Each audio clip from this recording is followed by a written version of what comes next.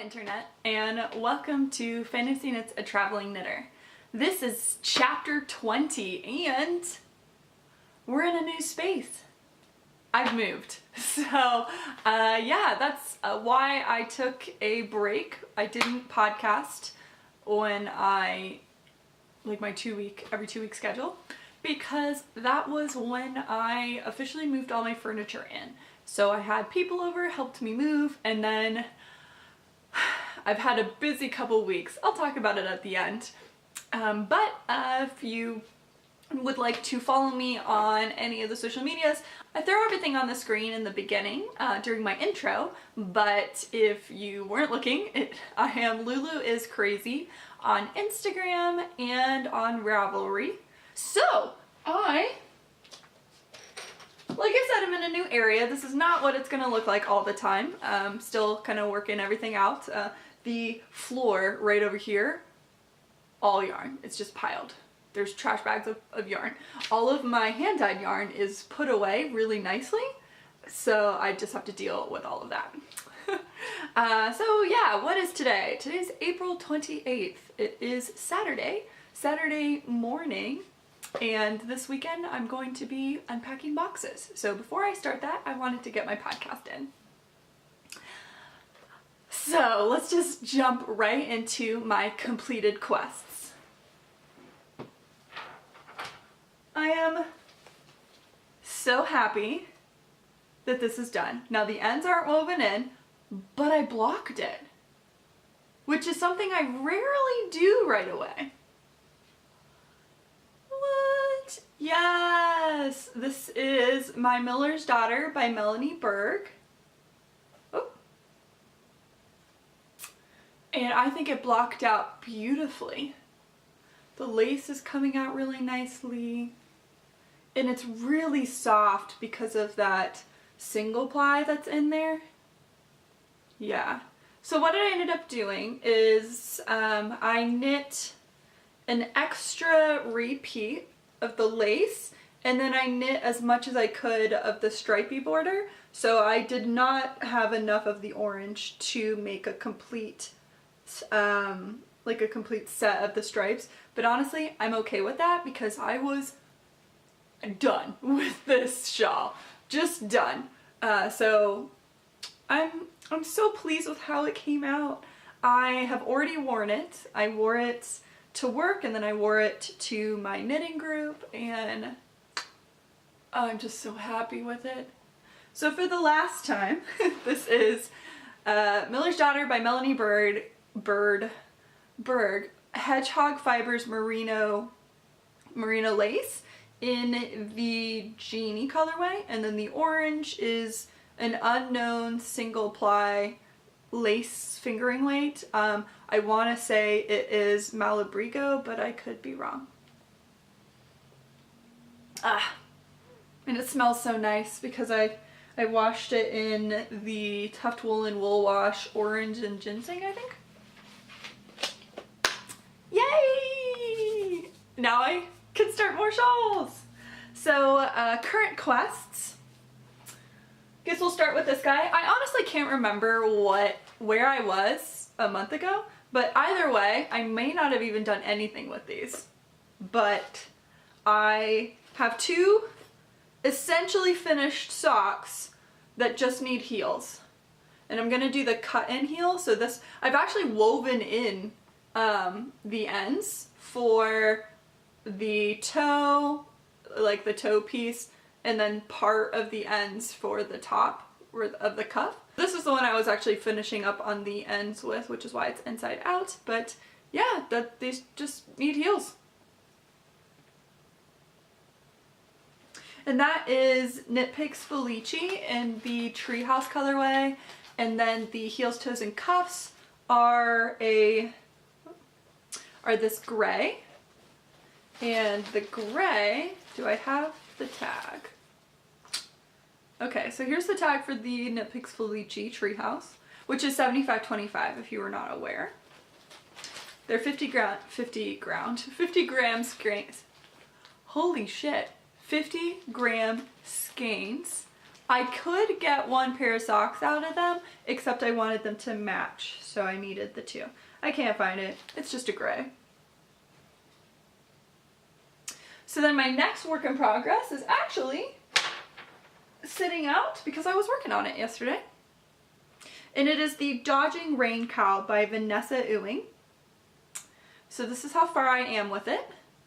I knit maybe 4 or 5 rounds yesterday. I'm not sure when I last showed it, but get that down there. So yeah, this is it's looking so cheerful. I mean, like, look how bright that is.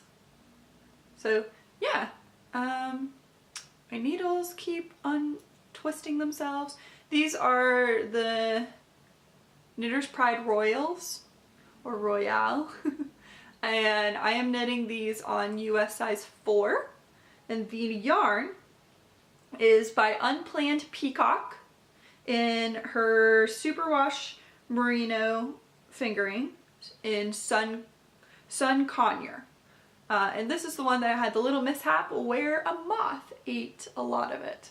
So I'm hoping I will have enough. Now, like, looking at this, I'm pretty sure I'll have enough. I think I might even have extra, which is fine because I can do, I don't know, like cuffs or something with these. So I'm really liking this, and I'm wanting to get back into knitting this. So I'll just put that away. And that pattern, it's available on Etsy, like almost all these patterns are.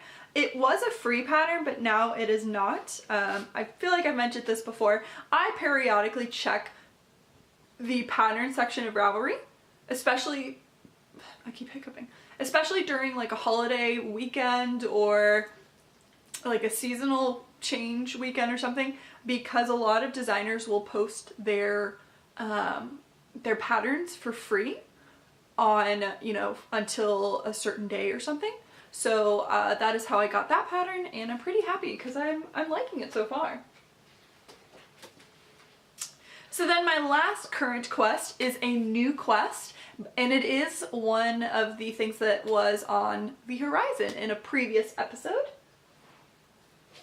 Where did I put it? Hold. I brought it to my friend's place last night, so it's not in this room anymore.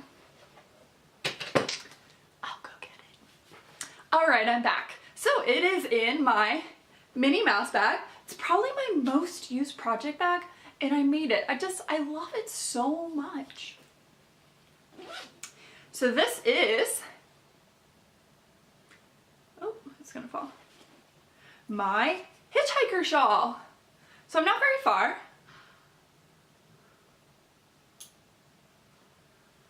So I've got this much done. That's 1, 2, 3, 4, 5, 6, 7, 8, 10 teeth. So 10 teeth on my Hitchhiker shawl. This is a knit along that I'm probably gonna need to move that TV when I podcast. We'll do it this way. So this is a knit along that my knitting group is doing, and because I've been moving, I am probably the least far along of the group. I'm also not doing the modifications. A lot of the group is doing the yarn overs in between where I'm pretty sure it's right here where the teeth, top part of the tooth is. I'm not doing that because I feel like my yarn is just, it's so pretty that I don't really want to distract it with the yarn overs. And what I am using is this guy right here. Oh, it doesn't, okay, there we go. So this is Bad Amy Knits in her hand-dyed merino single ply fingering weight in Asparagus. It's 434 yards. And this is what her tag looks like. I am so pleased with the way this yarn looks. Oh, come on, just, there we go. So Bad Amy Knits, I purchased 2 skeins, not of this color. This was at the Fiber Festival that my knitting group went to in Bowling Green, Kentucky. No, in Bowling Green, Ohio, not Kentucky. I've been to both. So this is, it's single ply, which is my favorite base. I love single ply. And the color it's that, well, it's that green color that shifts into black. So it's like the strand is green, but then all of the halo is black. I love it. Oh, it's so nice. So this is just coming along so beautiful. And you do 42 teeth, but I'm going to just go for as much yarn as I have. So maybe it'll be more. I'm hoping it'll be more, not less. But did I say who the Hitchhicker is by? If not, the Hitchhiker shawl is by Martina Behm.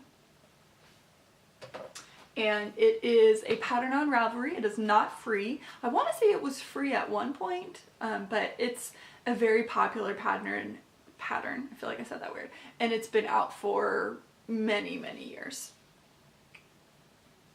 So that is my current quest, and I am knitting these on the same exact needles that I was knitting the Miller's Daughter on, which is the ChowGoo 3.25 US size 3, and I'm doing that because I was just lazy. I didn't want to find another needle, so I cast off my shawl and then immediately cast this guy on. For the next segment, which is on the horizon, gosh, I feel like I keep going in and out of focus. I've talked about this shawl before, but it is definitely the next thing that's going to be cast on shawl wise, and it is the Tokerau shawl, the Tokerau, and I may not be pronouncing that correctly, shawl by Francoise Danoy, which I may not be pronouncing that correctly either. And I've already shown the colors before, but I'll just do it again. It is Woolfield hand-dyed yarns in her 80/20 sock, which is 400 yards, and this is the Chartreuse loose colorway, and I will be combining it with, or coupling it, with Knit Picks Hawthorne Fingering Newport tonal hand paint. And this is 80/20, 357 yards. So I really like the combo of them. The Chartreuse loose doesn't really have brown in it, but I just think the brown and the green look really nice. So that is my planned next shawl.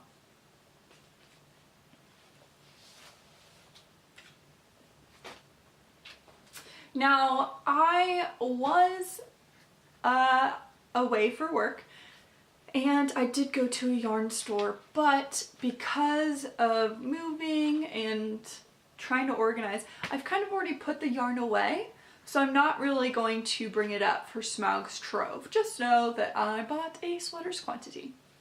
What I will show you, though, is I purchased 2 Laine magazines. So I purchased Laine magazine issue number 3, as well as issue number 4. And just a general question, how do you pronounce this? I hear people say Laine, I hear people say Laine, I don't know. I kind of like saying Laine, but again, I'm not sure. Maybe I should look it up. So these, if you haven't seen these are beautiful publications.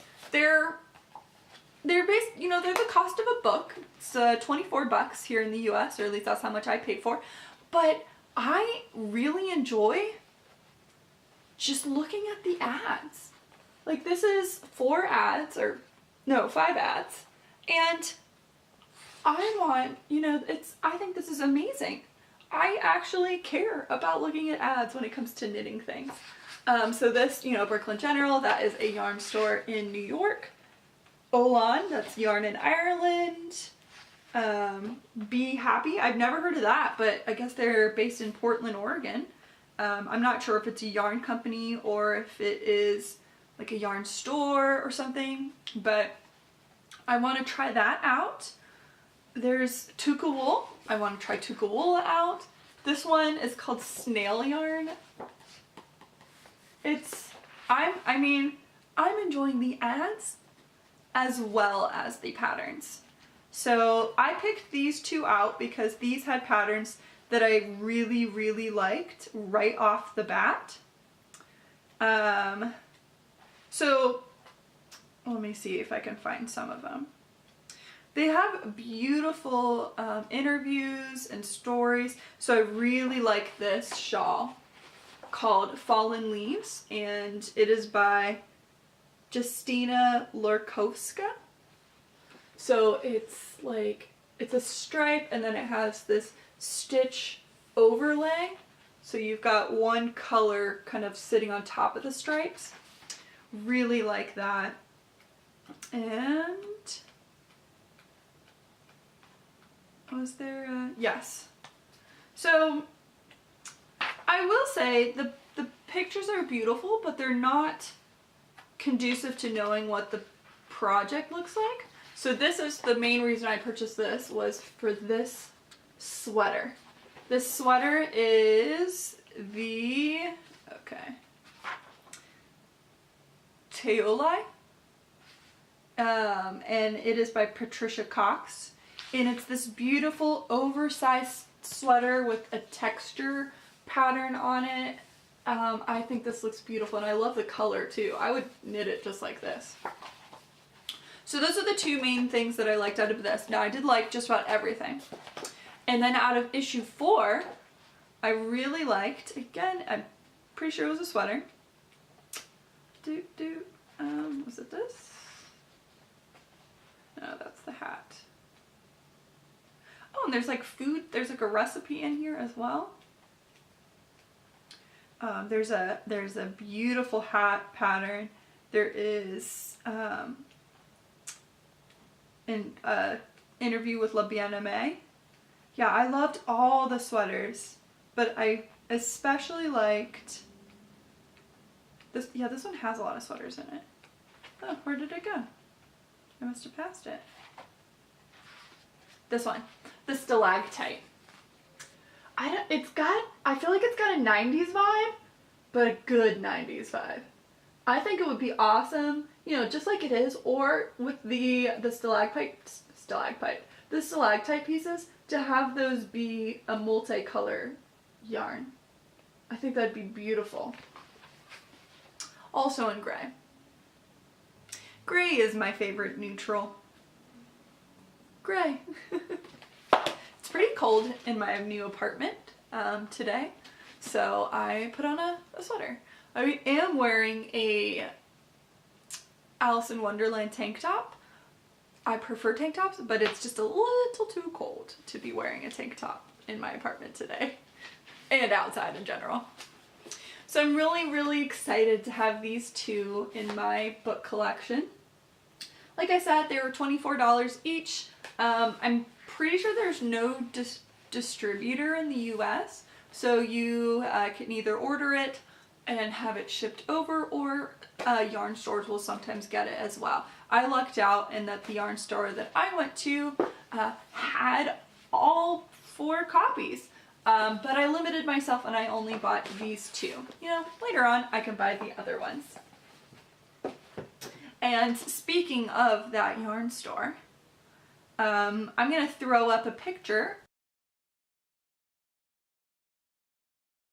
So the yarn store that I visited was called Broad Ripple Knits, and it was right along a very lovely bike path and a lot of little tiny shops. And I'll talk about that later in the ending What's Up With My Life section, which I don't have a title for. But that basically is the knitting contact. The last official subject or heading or topic of my podcast is a novel idea, and that is where I talk about a book. And today's, or this episode's, novel idea is The Bells by Dhonielle Clayton. So this library copy, you know, my money goes toward knitting and books, but so if you watch BookTube at all, you will most likely have heard of this book. If you like YA and you keep up with new releases, you've probably heard of this book. So this is about a world where the average citizen is born without color, and beauty is coveted over everything else, but beauty in the sense of being colorful. So any color it means beauty. And the people who can grant you color are called belles. So it's a group of, from what I understand, women, because there were no men belles ever discussed, but the belles are a group of people who are born colorful, and their powers are being able to grant you color. Essentially, they can do plastic surgery on you just with their mind. So this book is more than just that. You know, you've got a political aspect to it. You have a royal family and issues with that, and then of course your main character wanting to be the best belle ever, but then realizing, you know, maybe she's destined for more. What I really liked about this is that it's one of those books that makes you think internally about your own society. So everyone in this novel is so infatuated with beauty and beauty standards and you know, being beautiful, and it's dictated by the trends, and the trends a lot of times are dictated by powerful people. And it just kind of made you think, or at least for me, our society is very similar to this. Yes, we don't have insta beauty or insta something to turn ourselves into whatever we want to look like immediately, you know, with a snap of a finger, but we're pretty close. You know, we have plastic surgery, like I said. We have, and you can do that if you have money for it. So I thought it was very interesting. On the other note, something that is never brought up, or at least I haven't seen it in any reviews, nor is it on the back, the princess of this story is like a serial killer. She has this, like, the way that you read about her and her actions, the whole time I'm thinking, this is like an episode of Snapped. Like, everyone thinks she's this, not great person, but everyone wants to please her. So everyone just follows along with everything that she does, even though what she does is so wrong. So the whole time I'm just like, dude, this girl is twisted. Something's wrong with her. Like, if she were in normal society, she would be in jail because she's twisted. So you've got that in it. But I flew through this book. It's 430 something pages. And it's got this beautiful map, except it's like covered because it's a library edition. But you can, you know, flip to the other side, and then you have the other side covered, so you can compare with both. But I really like this map. I think it's drawn really pretty. It's got like line drawings of things, so yeah, I highly recommend. I gave it 5 stars, and I told numerous people about it. Plus, it's been blurbed by a lot of people. You've got Roshani Chokshi, who did the Star Touch Queen and Crown of Wishes. You have Renee Adair, who did the Wrath of Dawn and the Wrath of the Dawn and the Rose and the Dagger. You have Mary Lou, who did the Young Elites. You have Mary Rutkowski, who did the Winter's Trilogy. So there's a lot of people, or a lot of authors, who have blurbed this book as well. Alright, so what has happened with my life recently? Well, I moved. That was a big thing. And just with the way things played out, I moved. I spent an entire week driving back and forth with things, from the old to the new. And then my mom visited, and I had friends help move my furniture in, and it rained like it always does. So did that, and then the week, like that week I had to work in Indianapolis. So I was out there for a week, came back, and then my friend had a birthday party, so I drove up to Columbus for that, came back, and then, you know, worked. So I honestly haven't had a lot of time to unpack in my apartment, so that's been a little bit stressful. While I was in Indy, I went to that yarn store that I talked about, the Broad Ripple Knits, and it was a really, really nice yarn store. It had a lot of things and really colorful, and there was a knit night going on with only men, which was awesome. I think there was seven men plus the proprietor, and everyone was knitting on something different. And while I was looking at the Laine magazine, she invited me to sit down, so, you know, I sat and was looking at the magazines. And so I had only planned to like jump in, jump out, but I was there for probably half an hour looking at yarn, picking yarn out, and then looking through all the magazines and then buying 2 of them. So it was really pleasant. The only sad part was then I got home at 9:30 at night and then had to go to work the next day and work 9.5 hours. So that was kind of depressing. But I got yarn, so that was great. Looking to the future, I booked my flight to Europe. Pretty excited about that. So every 2 years I like to do a trip overseas. And so this year is the year of the overseas trip, and I'm going to Germany, and I plan to then pop over to France, just take a train ride and go to Paris, go to Le Bien-Aimé, and then of course go to the Eiffel Tower, do a couple things, and then, you know, take a train ride back. So that's the plan.